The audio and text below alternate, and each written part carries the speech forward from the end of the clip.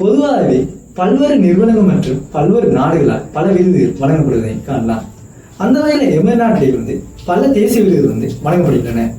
இந்த தேசிய விருதுகள் ஒருவர் ஆற்றிய உயர்ந்த சேவைக்காகவும் மற்றும் பல்வேறு துறைகளில் நிபுணத்துவம் பெற்றவர்களை கௌரவிப்பதற்காக இந்த தேசிய விருது எமது நாட்டால் வழங்கப்படுகின்றன.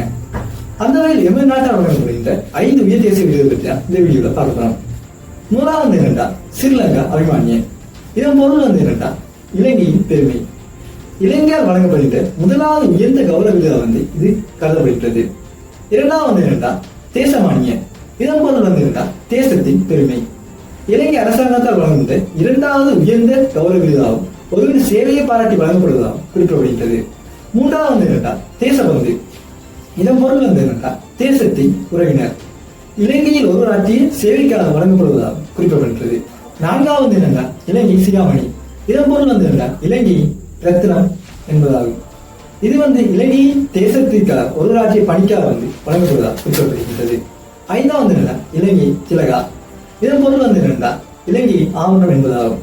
இது ஒரு ஆற்றிய தேசத்தின் சேவைக்காக வழங்கப்படுவதாக குறிப்பிடப்படுகின்றது. இது சம்பந்தமான இன்ஃபர்மேட்டிவான வீடியோஸ் வேணும்டா என்னை மிஸ்டர் கரிஸ்பி சேனலை சப்ஸ்கிரைப் பண்ணிக்கொள்ளுங்க. அதோட உங்களுக்கு மீது இன்ஃபர்மேட்டிவான வீடியோஸ் வேணும்டா நீங்கள் கமெண்ட் பண்ணிக்கொள்ளுங்க.